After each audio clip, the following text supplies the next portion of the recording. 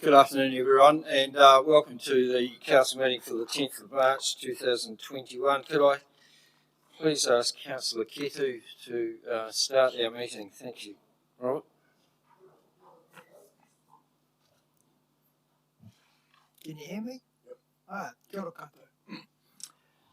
Ka nui te aroha, kei rau te koro wai, tō tātou ariki, tēnā koutou. E te atu e kaharawa, kei te whakamoina te mātou ki a koe e tēnei rā, nau mai hara mai wai kai waingani a tātou, ki te whakatū te hinengaro te tinana me tō tātou whānau hei bui a koe. Nei rā, tō tātou kaitaki o te rohe nei, I ki te wānanga, te kōrero e pāne ki ngā kaupapa nunui o mātou. Nō reire e te atua, tēnei tumihara ki a koe, tēnā koe, kia ora tātou. Kia ora.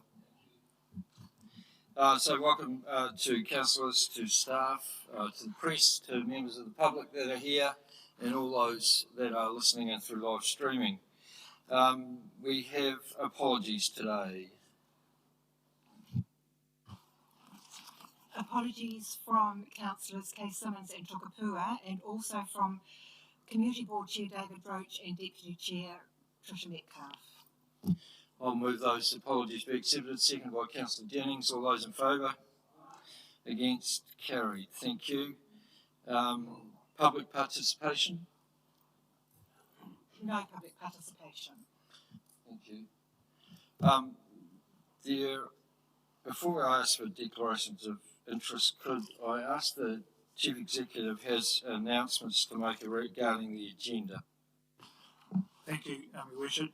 Just to advise the Council and members of the public that items 10.1, 11.2 and 11.3 have been withdrawn from this agenda. The reason for that is that we have not received the audit opinion from the Office of from Audit New Zealand, and until we receive those items will be held over till next week for a extraordinary meeting of council, hopefully. But we can't do anything until we've received that audit opinion. Thank you. So, moving on. So, are there any late items? Any declarations of interest? Okay, moving to the confirmation of minutes. I'll move that the minutes of council meeting from the 10th of February 2021 and the minutes of council meeting of the 24th of February 2021 be confirmed as true and correct record. Seconded, Councillor Allen. All those in favour? Against? Carried. Thank you. This would be the opportunity to have update from the chair of the Foxton Community Board. So we'll move to the proceedings of committees, which 7.1 on page 7, the proceedings of the Community Wellbeing Committee. Could I move receipt of the report? Could I have a second? Councillor Isaacs. All those in favour? Against? Carried. So we move to 2.4, that as endorsed by the Community Wellbeing Committee, the Horowhenua District Council adopts the Community Wellbeing Strategy for 2020-2023, the revised terms of reference and the revised Community and Social Development Action Plan as amended as part of the Community Wellbeing Strategy 2020 to 2023, Strong Communities Ngā Hapori Kia Kaha. And 2.5, that as endorsed by the Community Wellbeing Committee, the Horowhenua District Council adopts the age-friendly community strategy. Is there, Councillor Jennings? Just a question, if that's all right. And I'm sorry I didn't submit this before the meeting. It was sort of just a last-minute thing that popped out to me. Just on page 19, under the heading Housing, there's a first sentence there that says, housing for residents in Horowhenua is affordable based on measure of housing affordability within our community. And I just initially thought that must be a typo in being affordable versus unaffordable. But I just wanted to clarify, is this an aspirational statement or a factual statement? Deputy Mayor Mason. Through you, Chair, Your Worship, and in the absence of the Chair of that committee, Councillor Kay Simmons, Councillor Jennings, my understanding is, if you read further on in the text of that commentary, it talks about, relatively speaking, housing in Horowhenua is affordable compared to other places. It is not affordable for many residents, and that is strongly aspirational. One of the priority areas that the Community Wellbeing Committee has set to look at is housing, and seeing housing as affordable is a focus of wellbeing. So yes, it's aspirational, but So, any other points of clarification on those strategies? Could I move, therefore, or someone move, please, 2.4 initially? Deputy Mayor Mason, seconded Councillor Isaacs. Any debate, discussion on that item? If I put the motion, all those in favour? Against? Carried. Thank you. And 2.5, could I have a mover and a seconder for that strategy, please? Deputy Mayor Mason, seconded Councillor Mitchell. Debate, discussion, none. All those in favour? Against? Carried. Thank you.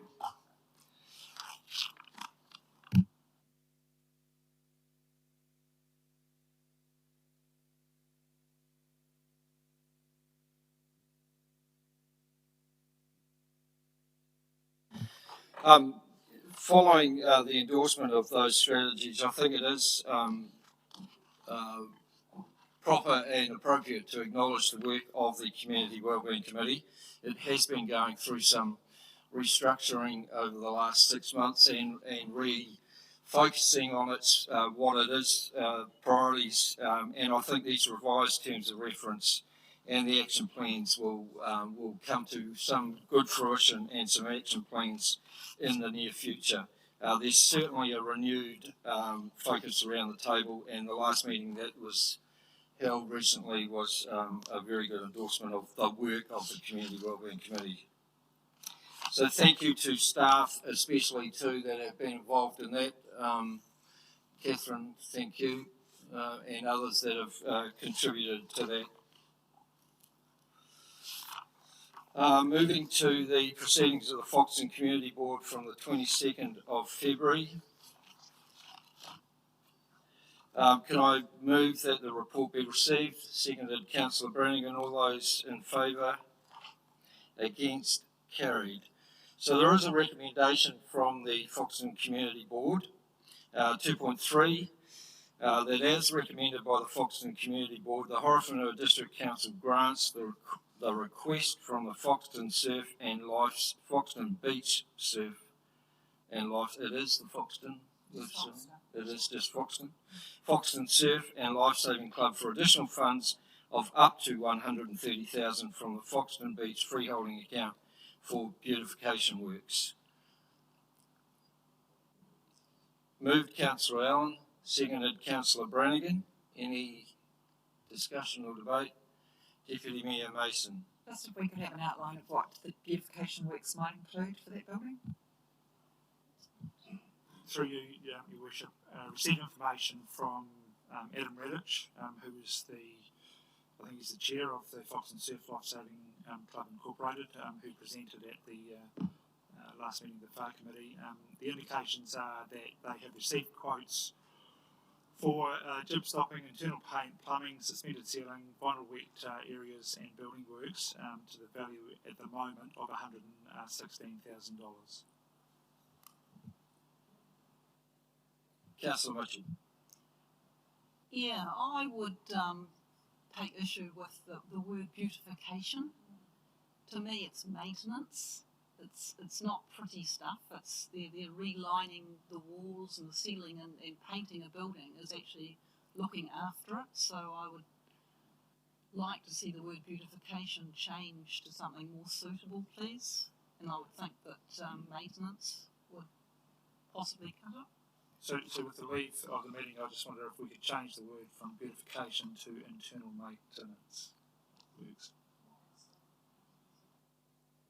It's all internal, I think. It's all internal, so it's internal maintenance. Councillor Breen.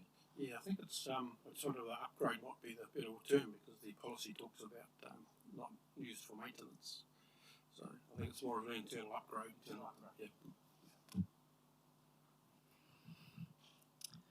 So my understanding, to Councillor Mitchell, this is work following the restructuring of the outside building and things like that. So this is the to enable the club to upgrade the internals of the building, which is no funding has been given to do that through their grant. Understand? Fine, thank you. Okay, so with the amendment that this is for upgrade, internal upgrade works, the mover and second are happy with that amendment? Thank you. Any further debate or discussion? Put the motion, all those in favour? Against? Carried, thank you. With no chair of the Foxton Community Board here, just wondered if either of the Foxton Community Board members would like to add anything to anything that was in the minutes from that meeting. Councillor Al. Yeah. So the minutes capture the meeting. I guess the big item which was about the Memorial Hall proposal to seek funding for the Memorial Hall, and the plan that was submitted accompanying that was delayed because there is an intense involvement by community board members, which is great, but it did mean that we didn't have a quorum of people without a predetermined position, so hence the special meeting that we're going to have about that. So just to flag that as an item that will be coming to council in due course, the request for funding around the Memorial Hall along with the ownership issue. Thank you. Okay, moving to page 53, the proceedings of the Finance Audit and Risk meeting, the 24th of February 2021, just receipt of that report, receipt of the proceedings and receiving the minutes. Could Councillor Allen, Councillor Isaacs have moved and seconded that. All those in favour? Against? Carried. Thank you.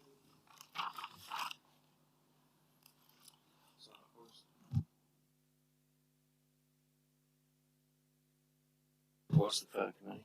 Okay, so with the leave of the meeting, I'd just like to refer to page 55 of the agenda, which is reference to the confirmation of the last minutes and the indication that I was going to bring out of committee information relative to or relating to Rose Street, which is the sale of the Rose Street property by council. So I can bring this information out of committee. So in 2017, the council negotiated with the Horowhenua New Zealand Trust for the purchase of lots 1, 2 and 3 of land that council owned in Rose Street. The agreed value for the sale of that asset or that property holding was $1.85 million, so that was done in 2017. In 2019, probably, the revaluation occurred, property reval. So the revaluation of those properties which council still had in its ownership, because there was a long settlement agreed to by the Horowhenua New Zealand with the Horowhenua New Zealand Trust, the revaluation on those properties took it up to $2.697 million. Thus resulting as an outcome of the settlement of that sale, which occurred in October 2020, a loss that's now recorded in our accounts for the 2020-21 year of $841,000. Happy to answer any questions. Any questions from any members relating to that? Thank you. Thank you, Mr. Mayor. Given that the contract was a delayed settlement and no matter where you are in the property market, you're always going to be getting some shift from the original. And I know it's just an accounting practice that we've had to report on. Was any thought given to actually, in the preceding years, putting in an inflated amount in the books so that it reflected what the market was doing, or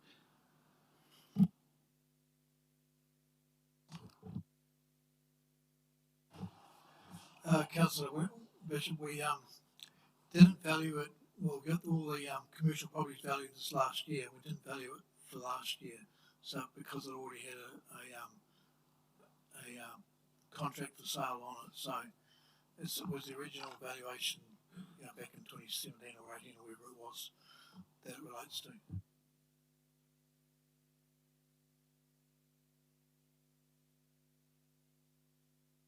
Thank you.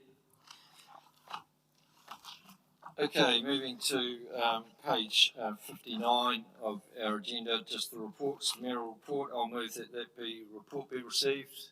Can I have a seconder, please? Councillor Isaacs, all those in favour? Against? Carried.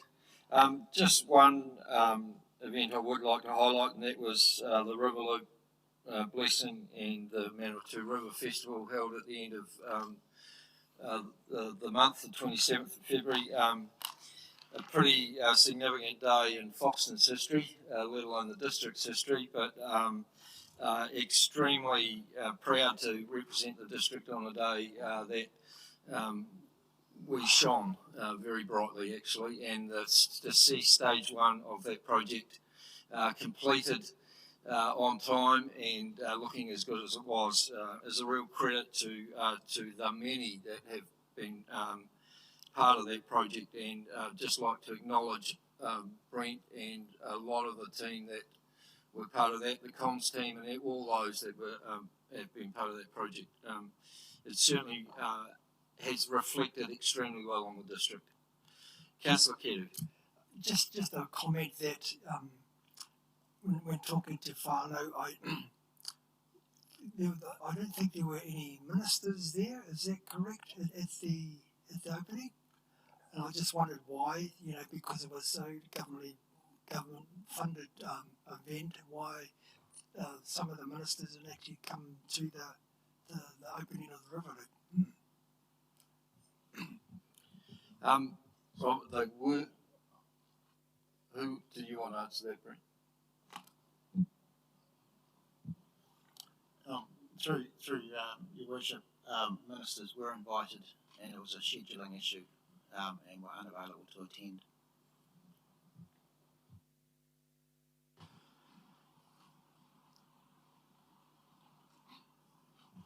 Councillor Allen. Mr. Mayor, I do want to endorse your words. The weather behaved beautifully. The turnout was steady throughout the day.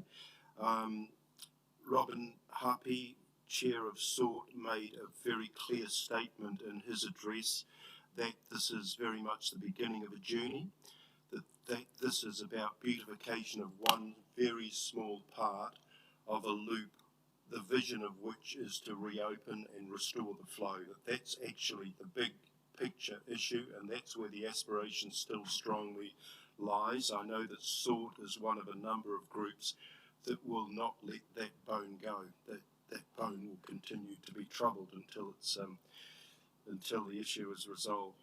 I also note that there is still work ongoing, so more is yet to come, including the linkage up to Paratau Seaview Gardens to the connection there and so on.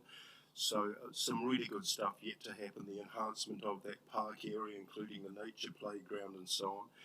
And I just want to finish by saying, we can always find fault with anything around timing, should it have been held off and so on. Of course it shouldn't have, it was about a much bigger picture than just that little patch. But what has been done superbly well, within budget, responsibly by this council. The leadership shown by the project manager, Daniel, and others has again been outstanding. And just a final tribute, many people turned up and rolled their sleeves up on the day from different quarters, different organisation, and among them was the Horowhenua District Council staff. On their days off, came along and were there, part of our community. And I really think that's a wonderful message too. The staff, the District Council were part of that celebration, part of the mahi on the day, and I thank them very much for that. Well said, Councillor Allen. Thank you. Okay, moving on to the monitoring report. Could I have a mover and a second that report be received? Councillor Isaacs, Councillor Brannigan, all those in favour? Against? Carried. Any items on the monitoring report that people would like to bring to attention?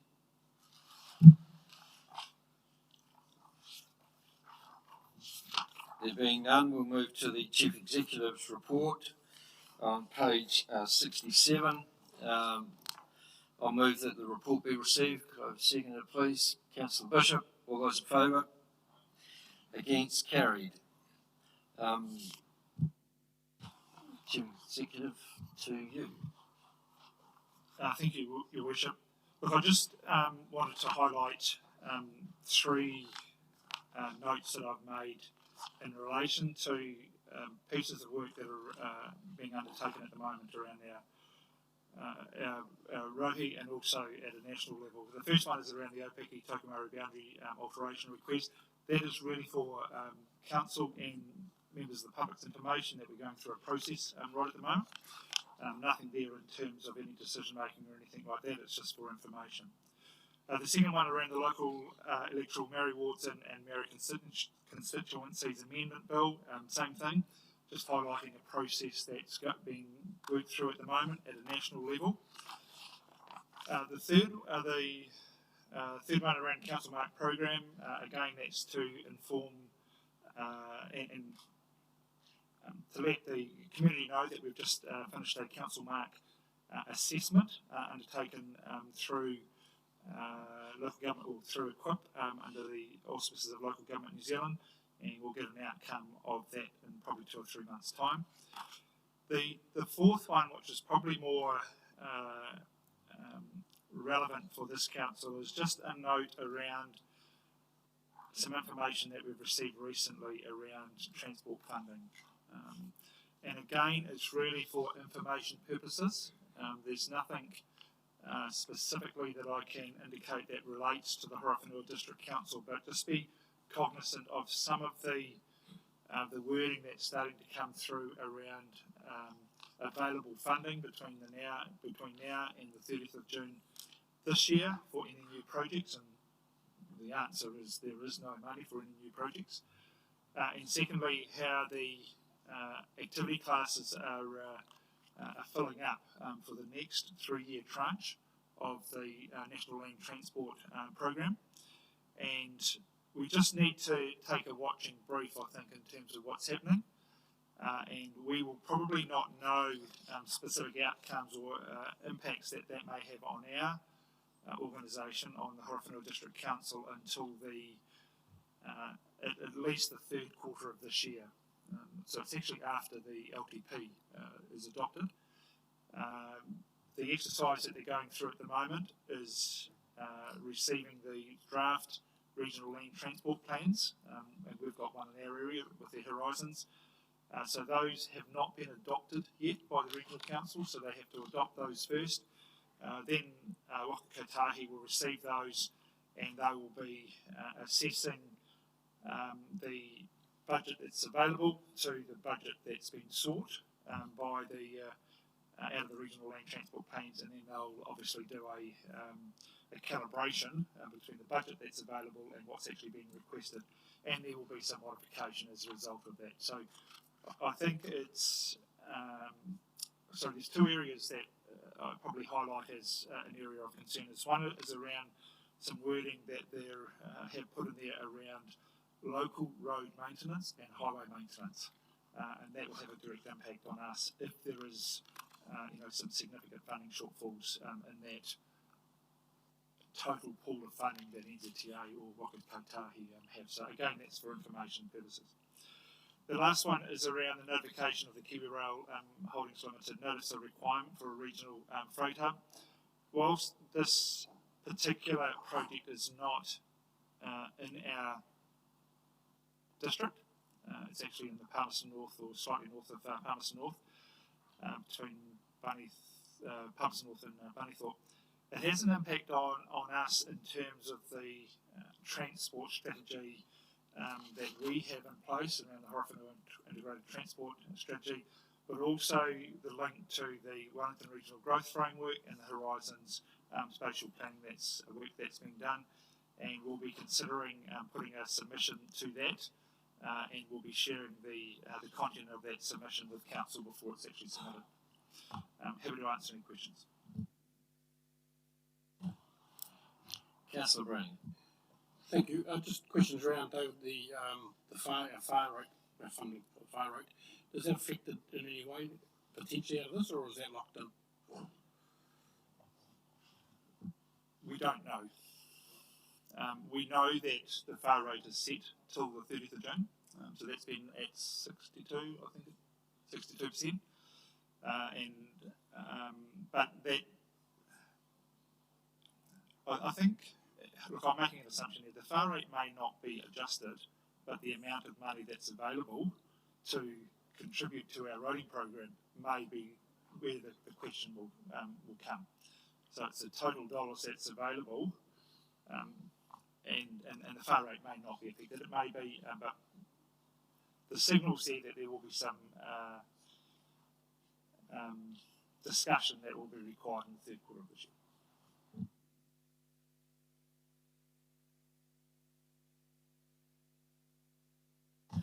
Nothing further. I think we've glossed over a little bit of 3.6, and I think, you know, the attachment that's with the CE's report is very much further evidence of what is going on in the district in terms of the numbers and proof that things are happening at a great rate of knots in this district.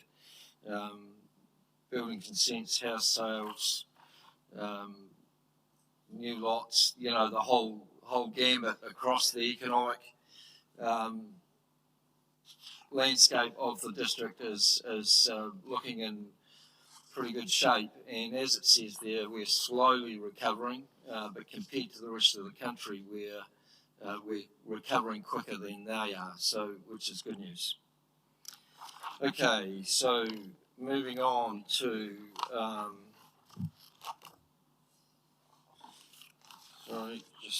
we're moving now to the page 77, the people officer and contractor delegations for 2021.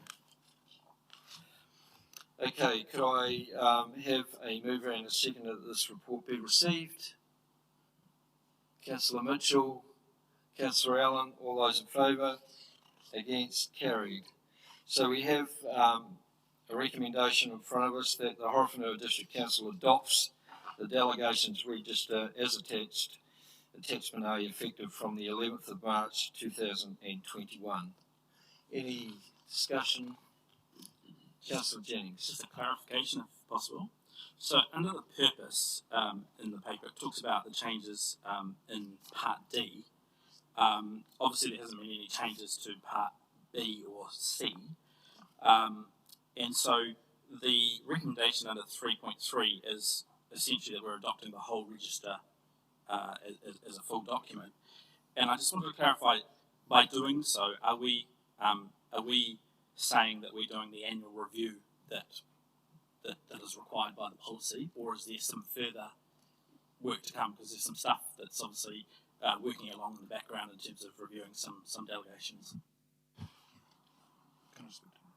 So it's important for us to keep an up-to-date delegation register based on changes that might have occurred with job titles, people and things like that. This is not a review of the delegations, it's just ensuring that we've got an up-to-date. So if there is, for example, if Audit New Zealand come in and they assess the sign-off of accounts, the delegations are actually in place. Noting that there are a couple of areas that I still have to come back to Council on around some areas, and one of those is the CEO delegations, and that's still to be done, but that will be done part of well, actually I need to do that sooner than later, because you've asked me to, Councillor Jennings, but it is part of a broader review that has to be undertaken around the delegations register.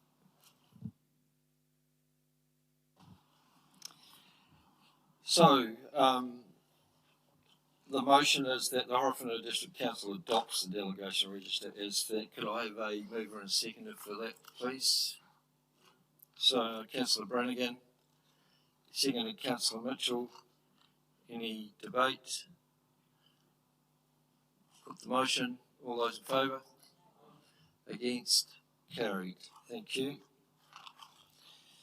So we now move to page 89, which is the adoption of the Waikiki Beach Master Plan and proposed plan change 5. Could, as Katrina and David come to the table, can I move receipt of this report?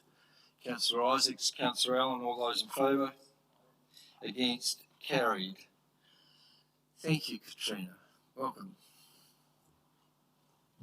Thank you. Good afternoon, Mr. Mayor and councillors. I'm really excited to be here today to be able to present the Waikiki Beach Master Plan for adoption and proposed plan change 5 for adoption for public notification, which will enable the community to have their say on the proposed plan change, opening up the formal submission process and hearings process. The proposed plan change gives effect to a growth area identified for Waikiki Beach back in 2008 that's currently sitting as a deferred area. It also has extended its scope to a wider area based on the development of the master plan, which we think is going to enable a better future development outcome for the area. We've been working on the development of these documents for the past 2 years and have gone through a really detailed process. We've had a high level of engagement with the landowners in the area, and we know there is significant development interest out in that area and some pressure to progress the plan change. And the decision today is a key point in time for progressing that. The draft master plan was open for public engagement around this time last year, and you may recall we had a really successful day down at the Domain where we had over 200 community members come down and provide some really useful feedback that we've used to refine the master plan since that point. We've also attended a number of the meetings from the Waikiki Beach Progressive and Ratepayers Association and had a number of council briefings. There are a couple of really important outcomes that the plan change and the master plan seek to achieve for the settlement. The first is giving effect to the National Policy Statement on Urban Development that requires us to provide sufficient zoned and service land for development. The area that we're looking at has the potential to provide around 700 sections for the settlement, which is around 20 to 30 years of development capacity for that area. The second is having a proposal that recognises the character of the existing settlement, builds on that, but also identifies opportunities for housing diversity where appropriate. So if Council decide tonight to adopt the plan change for public notification, we intend on commencing that process in late March, so relatively soon, and running that through to late April. Would provide potentially affected parties such as neighbours or landowners affected with direct notice, and then wider public community notice via public notices, our website, Facebook and other social media channels. There would also be an opportunity to talk with council officers in person. I'm happy to answer any questions you may have today. Councillor Kidd. Kia ora, Katrina. Just a point of clarification for myself. I know it was around about a consultation with Hapu Iwi. Now, how did we get on with having any discussions with the iwi, whether it doesn't matter who it was, but did we get some sort of a discussion happening with the iwi groups within the area? Yeah, through you, Mr. Mayor.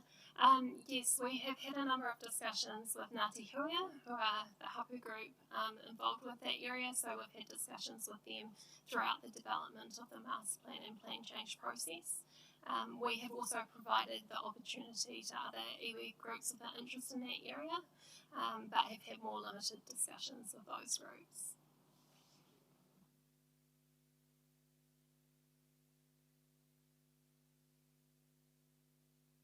Nothing further. Katrina, thank you. I know that you're happy because you're presenting this report, but also that it's done before your departure on Friday. And on behalf of the elected members, just want to thank you and wish you all the best for your future. I know that the people of Rangitikei are very lucky to have you back. We have certainly enjoyed having you here, and the mark that you've made on this community, especially the Wairariri Beach community, has been very significant. And the plan that we have in front of us, I think will be a great thing for you to look back on in future years. We are sorry to lose you, and hopefully one day we might even see you back. All the best.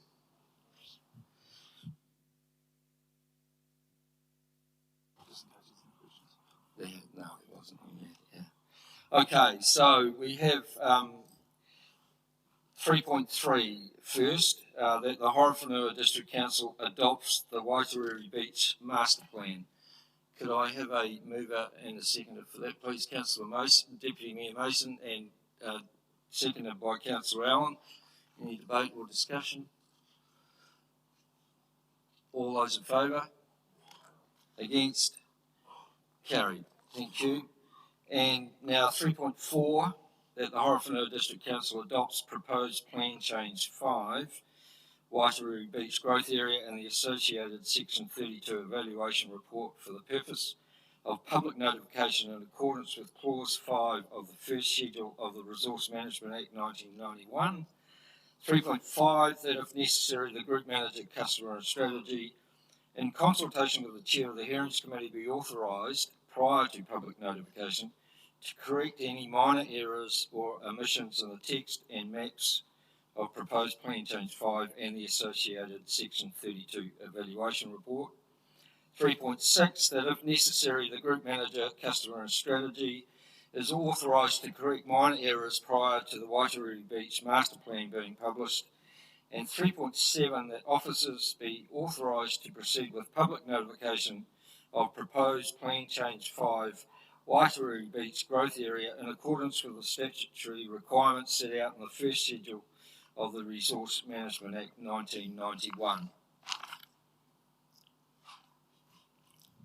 Could I have a mover and seconder for all 3.4, 3.5, 3.6 and 3.7, please?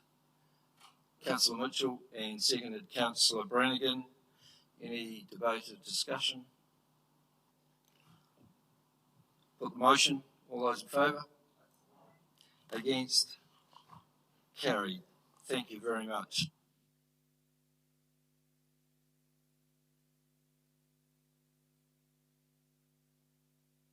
That brings our meeting to a close, since we do not have the other items that we were going to discuss today. Just to reiterate that those agenda items will be brought back to the table probably at this stage next Wednesday for an extraordinary meeting. Councillor Kedu, do you do the honour of closing the meeting, please?